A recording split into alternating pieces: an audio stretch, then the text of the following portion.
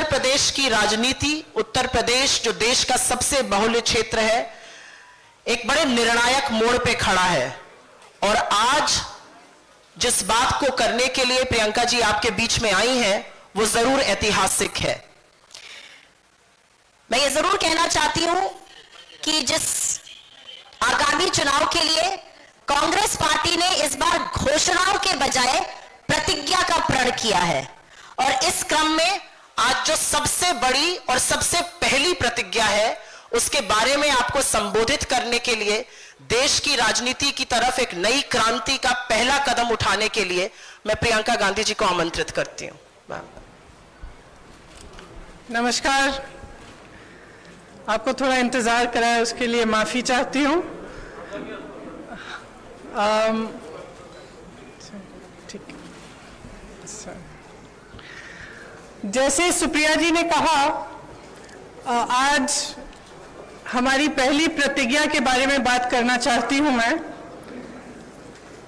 हमने तय किया है कि आने वाले विधानसभा चुनाव में उत्तर प्रदेश में कांग्रेस पार्टी 40% टिकट महिलाओं को देगी।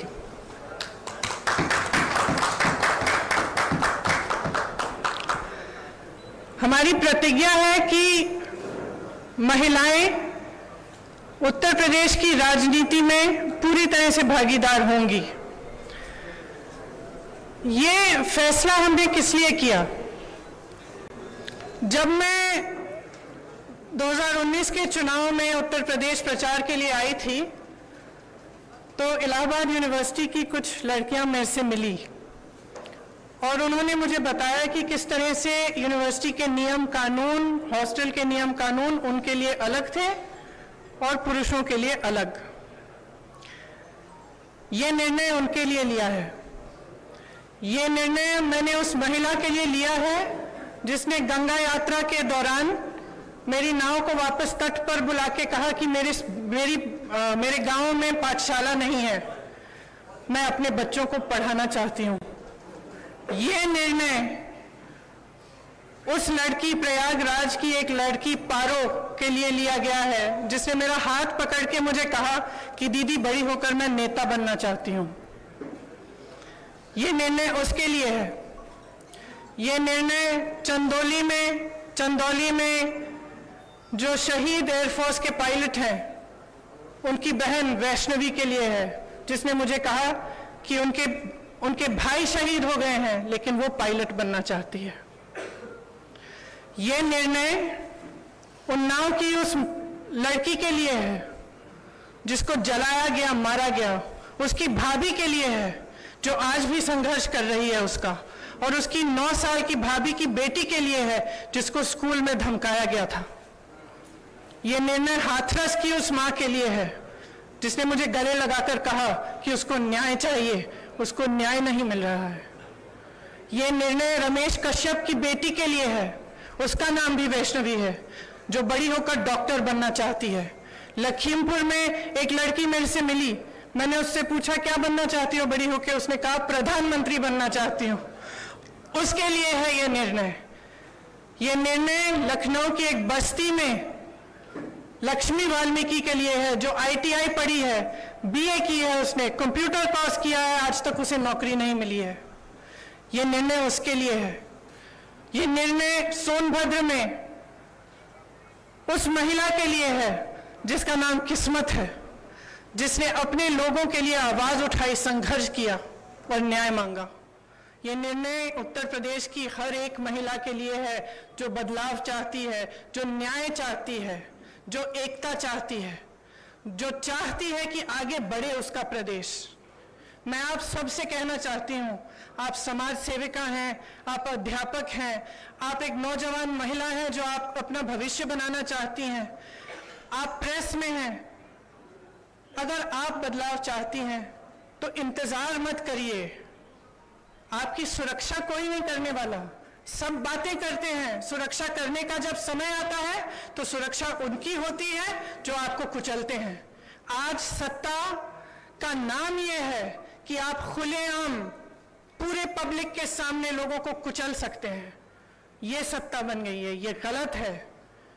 घृणा का बोलबाला है, नफरत का बोलबाला है, गलत है। इसको महिलाएं बदल सकती हैं। महिलाएं इसलिए बदल सकती हैं क्योंकि करुणा भाव, सेवा भाव और दृढ़ता, शक्ति सबसे ज्यादा महिलाओं में है। मैं आपसे कहना चाहती हूं, राजनीति में आओ, मुझसे कंधा से कंधा मिलाओ। मैं जानती हूं कि आपके संघर्ष क्या है। मेरी प्रेस की सहेलियां यहाँ हैं, मैं जानती हूं, मैं आपको देखती हूं सुबह से शाम तक आप कैसे दौड़ती हैं, किन परिस्थितियों में।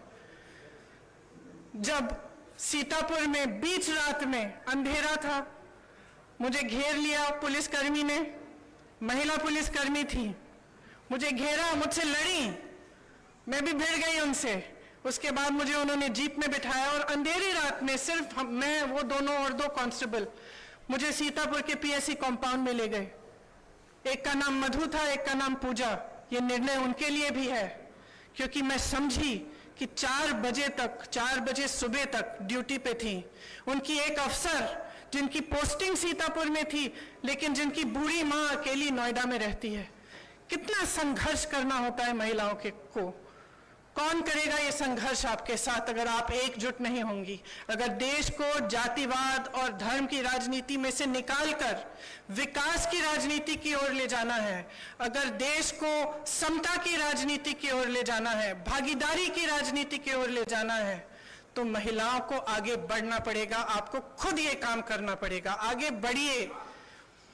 मैं आग्रह करती हूं आपसे, हमने आवेदन पत्र मांगे हुए हैं हर विधानसभा के लिए। ये अगले महीने की 15 तारीख तक खुला रहेगा। खास तौर से मेरी बहनों के लिए, जो लड़ना चाहता है आओ मेरे पास आओ, आपको मौका मिलेगा। हम इस देश की राजनीति, इस प्रदेश की राजनीति बदलेंगे। धन्यवाद।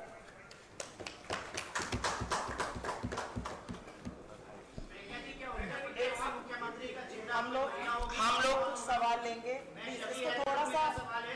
इसको थोड़ा सा सुनिश्चित तरीके से कर लेने दीजिए। कुछ सवाल लेते हैं। मैं पहले प्रिंट इलेक्ट्रॉनिक मीडिया से शुरुआत करूंगी, आपके पास मैं जरूर आऊंगी। प्रांशु जी, आपका सवाल।